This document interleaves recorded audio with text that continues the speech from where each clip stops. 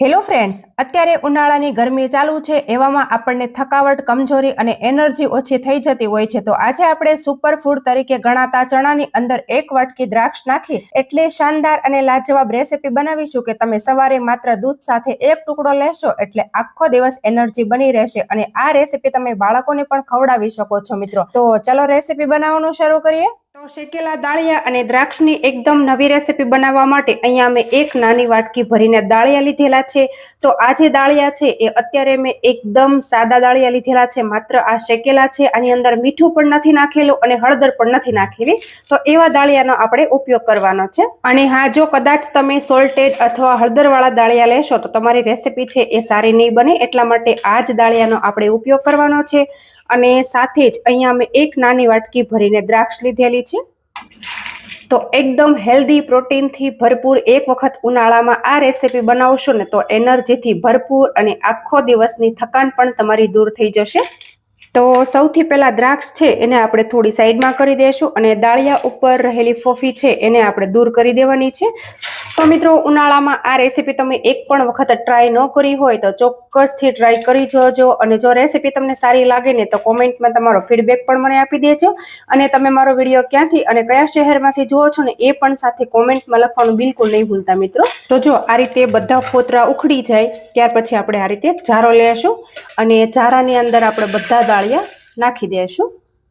અને જો આ રીતે આપણે ચાળી લેશું ને એટલે નીચે બધા ફોતરા છે એ નીકળી જશે અને દાળિયા છે એકદમ ચોખ્ખા થઈ જશે. જો કોઈ હોય એ આપણે હાથથી વીણી લેશું. જો આ છે એ આપણે હાથથી લઈ લેવાના છે અને આ દાળિયા છે એ એકદમ ચોખ્ખા થઈ ગયા છે. અને હવે આપણે એ જ કઢાઈ ગેસ ઉપર રાખી દેવાની છે અને ફોતરા કાઢેલા દાળિયા છે એ આપણે કઢાઈમાં નાખી દઈશું. અને અત્યારે મેં ગેસની ફ્લેમ ઓન કરી દીધી છે અને આ દાળિયાને આપણે નોર્મલ થોડા એવા શેકી લેવાના છે, જેથી કરીને અહીં અંદર જે થોડું ઘણું મોઇસ્ચર હોય એ બધું નીકળી જાય. તો આ રીતે આપણે થોડું એને ચલાવતા જઈશું અને તમે જોઈ શકો છો કે દાળિયા ઉપર થોડી એવી દાજ પડવા લાગી છે. તો જેવી રીતે આપણે બેસન શેકતા હોઈએ ને એવી મસ્ત મજાની દાળિયામાં સુગંધ આવવા લાગશે. તો જુઓ મિત્રો, આ રીતે આપણે દાળિયાને આળામાળા શેકીશું ને એટલે દાળિયા એકદમ મસ્ત મજાના ક્રિસ્પી થઈ જશે અને ખૂબ જ ટેસ્ટી સાથે હેલ્ધી એવી આ રેસીપી બનીને તૈયાર થાય છે. તો એકવાર તમે આ રેસીપી ચોક્કસથી ટ્રાય કરી જોજો. તો મેં તો પહેલી વખત ટ્રાય કરી એટલે થોડી બનાવી હતી, પણ ખૂબ જ સરસ એવી ટેસ્ટી અને લાજવાબ બનીને રેડી થઈ હતી. તો હવે જુઓ, દાળિયા પ્રોપર એવા શેકાઈ ગયા છે અને ત્યાર પછી આપણે એની અંદર 1 વાટકી ભરીને ટોપરાનું છીણ નાખી દેવાનું છે. તો હવે ટોપરાના છીણને પણ આપણે દાળિયા સાથે નાખી અને શેકી લેશું. અને ગેસની ફ્લેમ આપણે બિલકુલ સ્લો કરી દીધી છે અને જેવું મેં ટોપરાનું છીણ એડ કર્યું એવું જ એમાંથી મોઇસ્ચર અને તેલ છૂટું પડવા લાગ્યું છે. જો દાળિયા છે એકદમ સરસ એવા ઓઇલી થઈ ગયા છે.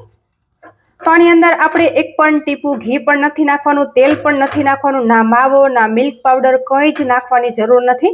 તો પણ આ રેસીપી એકદમ હેલ્ધી અને એનર્જીથી ભરપૂર એવી બનીને તૈયાર થશે. અને સાથે જ હવે અહીંયા આપણે 1 વાટકી દ્રાક્ષ લેવાની છે તો એ પણ આપણે ઉમેરી દઈશું. તો ઉનાળાની ગરમીમાં સવારે ફક્ત તમે 1 ટુકડો લેશો અને આખો દિવસ એનર્જી બની રહેશે એવી મસ્ત મજાની આ રેસીપી બનીને રેડી થાય છે મિત્રો. તો અહીંયા તમારે જેટલા ડ્રાય ફ્રૂટ્સ આની અંદર એડ કરવા હોય એટલા તમે કરી શકો છો, કોઈ જ પ્રોબ્લેમ નહીં આવે. અને હા, આમાં આપણે ન તો ચાસણી લેવાની છે ના પાયો લેવાનો છે, કંઈ જ લેવાની જરૂર નથી. તો પણ આપણી રેસીપી એકદમ પરફેક્ટ એવી બનીને તૈયાર થવાની છે. જો હવે ટોપરું પણ સરસ એવું શેકાઈ ગયું છે કેમ કે સુગંધ ઓલરેડી આવવા લાગી છે.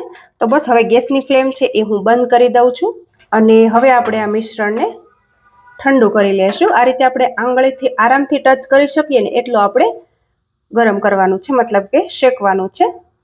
તો હવે જો આ મિશ્રણ પ્રોપર ઠંડુ થઈ ગયું છે તો તમને કદાચ એવું લાગતું હશે કે આની અંદર ખાંડ કે ગોળ કંઈ એડ નથી કરવાનું, પણ ના, આપણે બિલકુલ કંઈ જ ગળ પણ એડ નથી કરવાનું. આપણે જે દ્રાક્ષ એડ કરી છે ને એમાંથી ઓલરેડી નેચરલી સ્વીટનેસ આવી જાય છે.